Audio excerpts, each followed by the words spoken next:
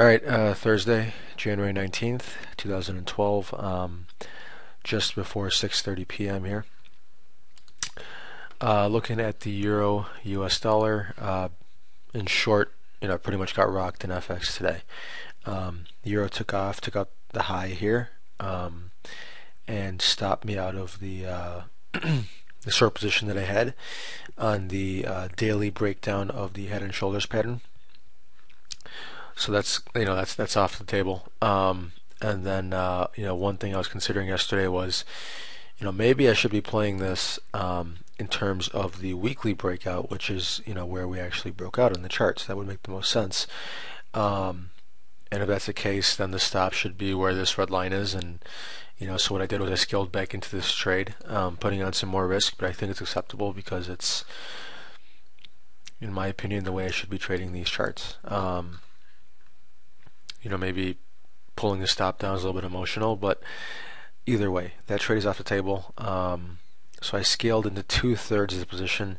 If we continue up into an area of resistance, then I will put the last third on and look for this stop to get taken out.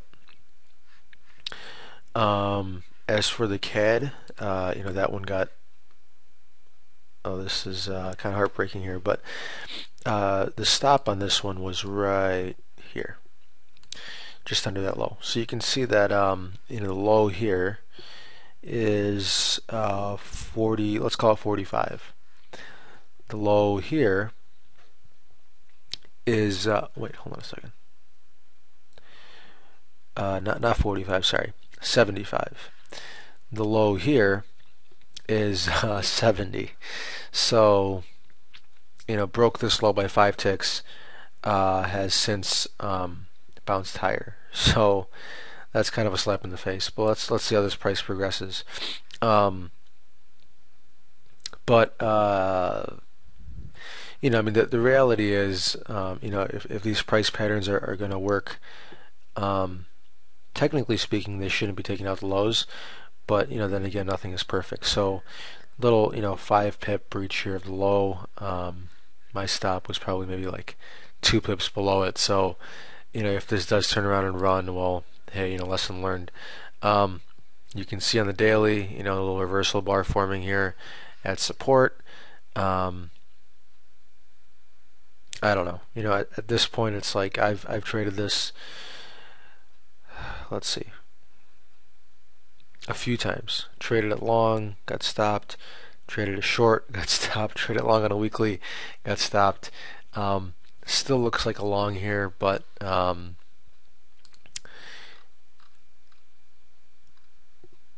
actually looks like a really good trade. But to be honest, I don't have a plan as of yet. So if I am going to take this trade, I need to sit down. I would need to put together a plan before pulling the trigger on this. So this is a legitimate setup to the upside, and it's one to consider.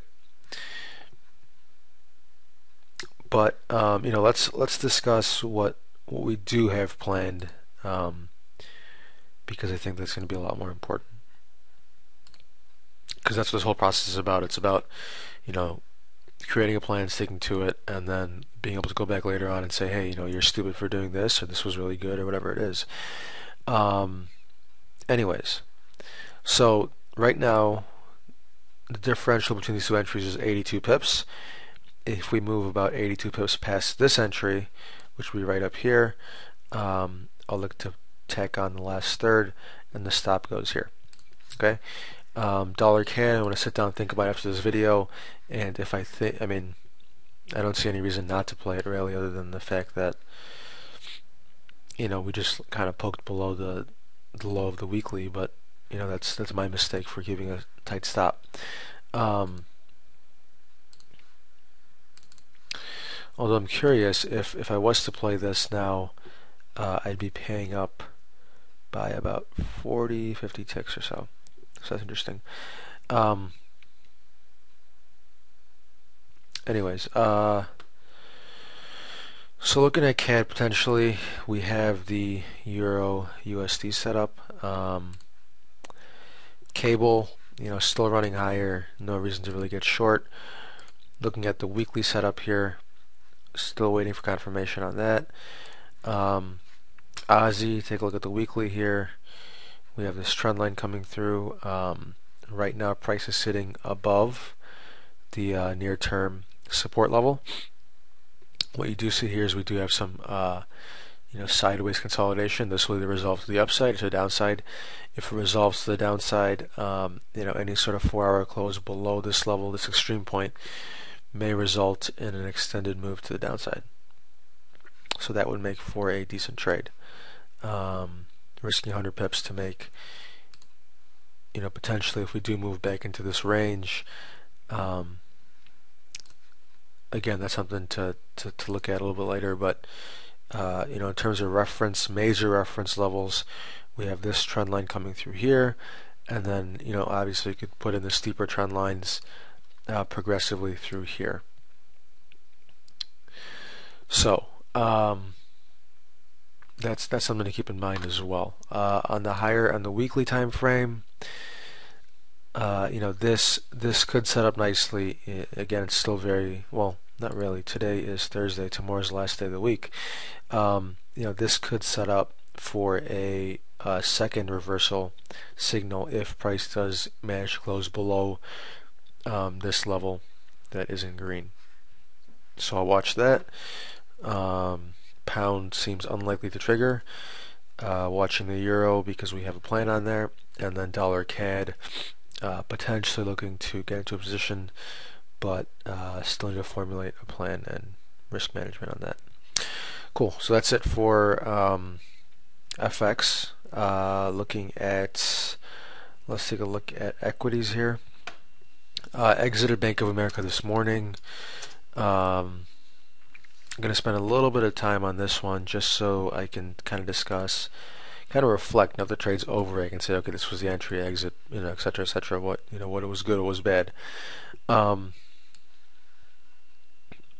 Okay, so the initial setup was this, trend line here, swing point here, nice high volume breakout on this candle right here, and then on the pullback we got filled at our limit order with a stop below the low here.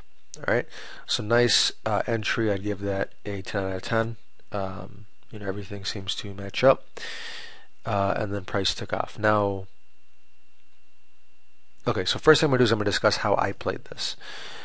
Pretty much had a target initially at 730. That's this area through here. A little bit of congestion I saw on the chart. I since moved my target down to 727, just below the round number of 730. This morning woke up, I saw that we had gapped significantly higher, was trading at 724 in the pre-market, and took it off right there. Okay, now in terms of the exit by itself, the decision to take it off at 724, I'd say that I'm comfortable with that. That was reasonable. Now, in terms of how I could have traded this differently, or so the issue becomes, rather that you're never going to have a perfect trade. There's always something you could have done better to make more money, whatever it is. And in this case, I'm going to walk through that. So the first tag into the $7 mark, odds are you're going to see resistance there more often than not. Now, the reason that I wasn't taking this trade off at 7 initially was because if you look, right now my cursor's at 7. If you look back to the left, you'll see price doesn't really respect this level that well, right? We managed to chop through it quite a bit, so I figured, the market would just blow right through it. Instead, what we got was a decent sized correction of 50 cents. Okay, this could have very easily turned around and come back to test support, even gone through. So in hindsight, it would have been smart to say, okay, two options. First one is you take off the trade at 7. Okay, if and when it pulls back, you look to add on again. Okay, so that would be, that would have worked out just fine because your re-entry would have been at around 670 or so. Now the issue there is what happens if you take it off and price continues to go up. Well, then you feel like an idiot, and obviously you left a lot of money on the table. So the option there is, okay, well, let's take half off at 7, let the other half ride, and if we pull back, we can reload at a lower price. That is the A plus or the 10 out of 10 way of trading this. So in hindsight, if I could redo it, I would have taken half off here, would have taken the other half back on at 7 or 670, obviously ratcheted up my stop, and then taken the whole thing off at 727. So even now there's still that question: what happens if it keeps running? Well, again, that's a possibility. So I may be looking at this a week from now and saying, hey, maybe I should have left half on the table. So I do think that in this situation we left half on the table. Then we should do that as well over here. Take half off of the target. Adjust your stop if you need to. But if it's working, let it work for you. Okay. The other thing I should have done differently, this moved pre-market and it got a lot higher than 727. I should have a limit order that's also effective in the pre-market. That's critical. Okay, now here's the big one. Why did it gap? Right? That's the big question. Well, here it is. That right there. Alright, so this is this makes this from a great trade to a terrible trade. Made money, but this is not something I'm too happy about. I could have landed flat on my face for all I know. So we had earnings this morning, and I was not even aware of that. So shame on me, I guess. But it worked out.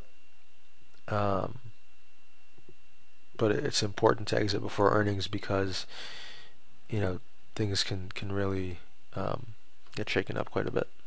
Like here, right? You see this huge down move.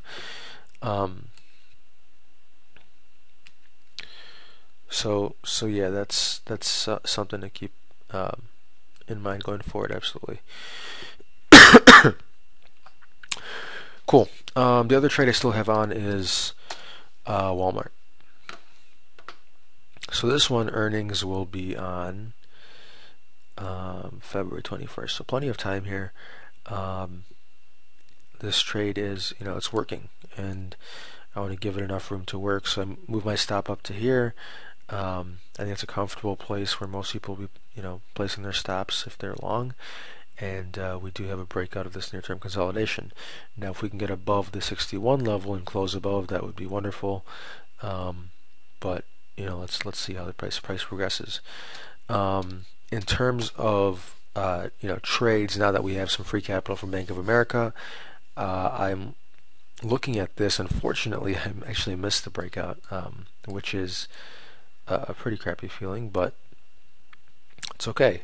So a couple things we can kind of do here.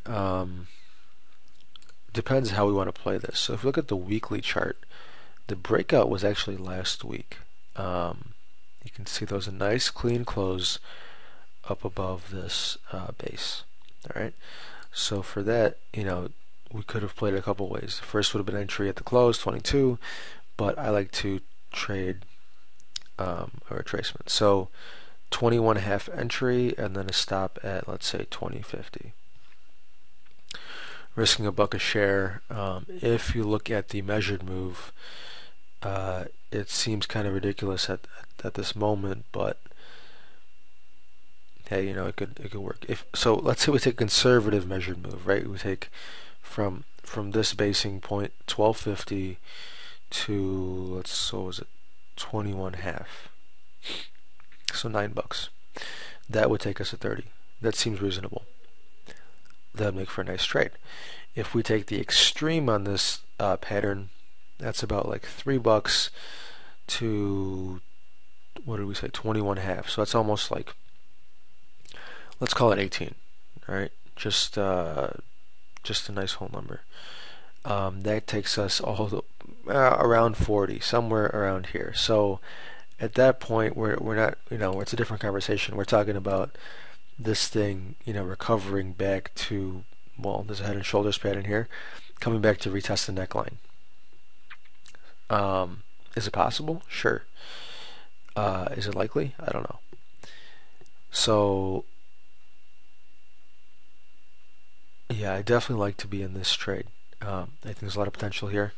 Wonderful setup, wonderful entry, and I have set up a limit order at 2150. If price does decide to come back and fill me, I'll take a stop loss at just under this low here, and we'll take it from there. The other entry that I'm just seeing on a daily chart is this high base breakout, right? So we have this breakout really kind of just basing sideways, and then just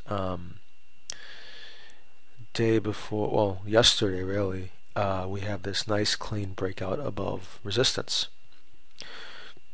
Today we didn't really have any follow through, just kind of an inside bar, so we'll see what happens tomorrow.